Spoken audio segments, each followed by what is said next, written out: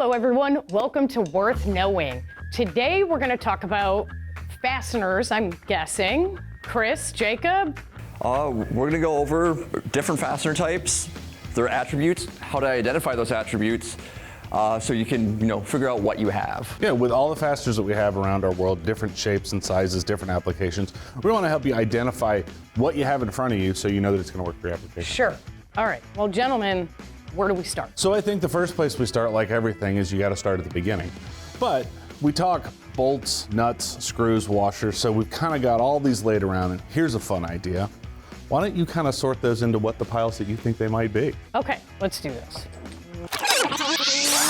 Okay, screws. Ish? Yeah. Ish. Washers, nuts, bolts, staples and nails, slash, something my plumber would bring to fix my plumbing, and things. This is kind of in the fittings is what that would be grouped Fittings, okay, all right, which would make sense for plumbing. Yep. All right. Absolutely. No, you're right, exactly. So a bolt, kind of different shapes and sizes. The only thing with the washer here is the only difference is this is one of those weird ones. Yes. This is what's called the DTI. Okay. So it's washer shaped, but it's actually a load cell. Shaped like washer, look like washer, not washer. But not washer. Okay. And you're right. So the nails and the staples, but those are what we would call driven fasteners. Know that there's not a rotation action there. It's driving them in. I'm proud of myself. I did good. Heck yeah. Well, now we got to figure out what's actually here. One of the easiest ways is you kind of start here. This is what we call a known size fastener.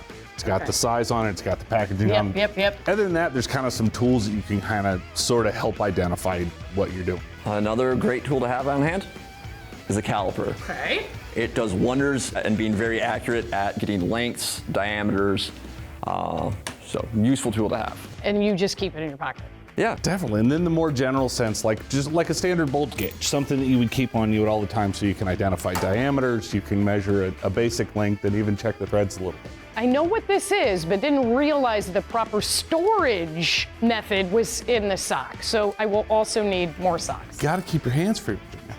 Or the more accurate way to check your threads, a thread checker. And I know you know what a bolt checker was. I've watched all kinds of videos with you and Jacob figuring that out. All right, Virginia, so now that you've grouped the fasteners into like types, we've talked about the tools. Now we're gonna go over 4 attributes to figure out what they are.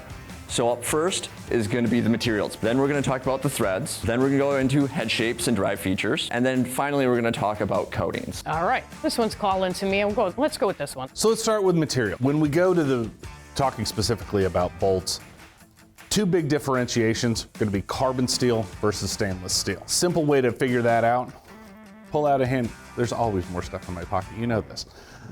Just a simple magnet. So stick the magnet on there.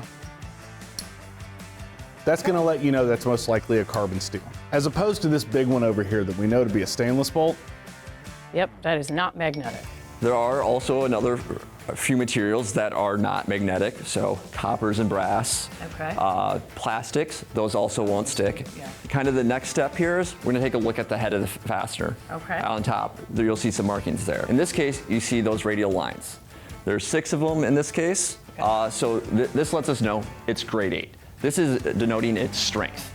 Grade 8 is kind of the stronger of the kind of inch ones.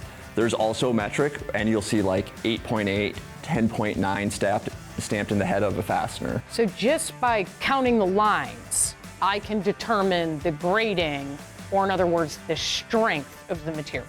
Correct. All right, so now that we know that is a grade 8, which is an inch thread, we'll grab our thread checker here. Okay, pocket thread checker. Yep, and try thread it into one of these and figure out what size thread that is. That's too big, clearly. All right, that seems like the right size, but it's not. Let's try the next one. So let's try the one next to it. There's multiple thread pitch options for each diameter. Woohoo, that one works.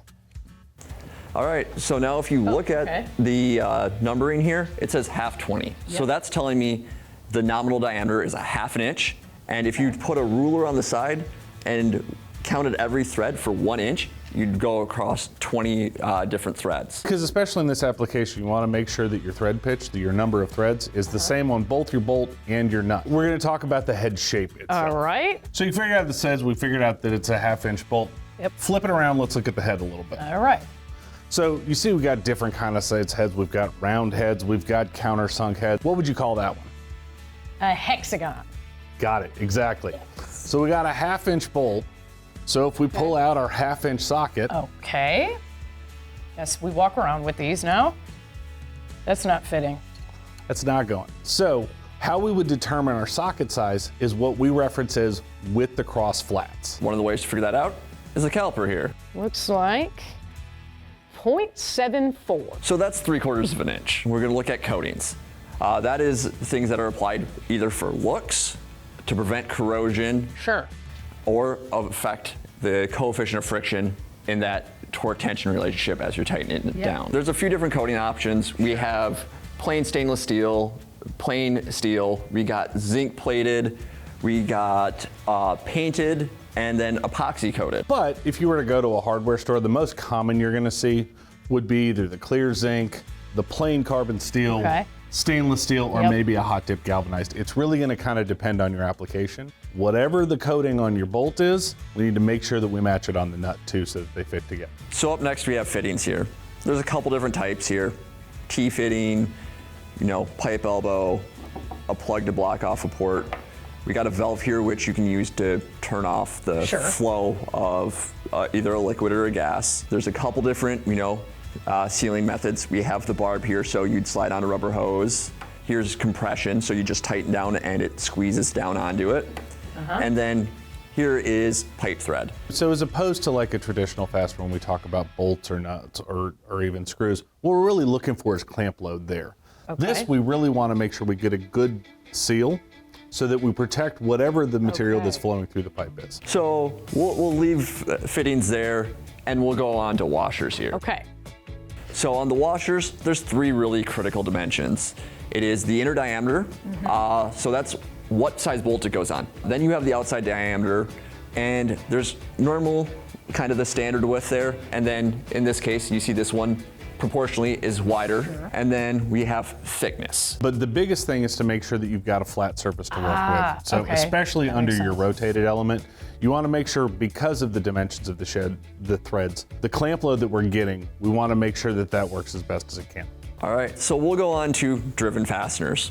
So we just have a few here. There's kind of the common staples. Okay. There's a couple different nail shapes and sizes. Yet again, there's a couple different naming strategies for nails. There's diameter and length, but also you occasionally hear it called penny, which is really odd scale that is based off of how much you could have bought for a penny a couple hundred years ago. Interesting. Next, we want to kind of talk a little bit about some of the other more similar to a driven fastener, but like a typical wood screw. The big thing to identify here is when you're looking at the top of the head, what your drive style is, whether it be a Phillips Okay. or a flathead or like a star shape. That's a perfect segue into nuts and washers. So the big thing to keep in mind when we're talking about nuts and washers is make sure that we're matching what we've identified on our bolt. So whether that's strength, coating, material, make sure that all those work in conjunction to make sure you get the clamp load that you want. Okay, so nut, bolt, washer, all the same material and all of that. Yeah, I got those here too. More stuff out of your pocket. I'm starting to worry about you, Chris. All right, so put my washer in, put it together. Now all of this is the same material, the same coating, all the attributes are the same in all 3 of these components. So we're set. All right, now I have the perfect assembly and I feel better equipped when I'm putting anything together. If I'm missing a fastener, that I'll know exactly how to identify it. So thank you so much. I hope you all have also gained some valuable information and I really cannot wait to discover more about all this stuff. Chris, Jacob, thank you so much for being here. Always a pleasure, truly. And thank you all for being here as well. Hope to see you next time. Bye for now.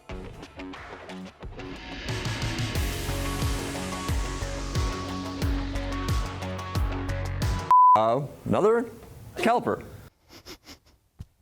Thought he was pulling a weapon on me. You keep that in your pocket. Yeah. How do you get through airport security?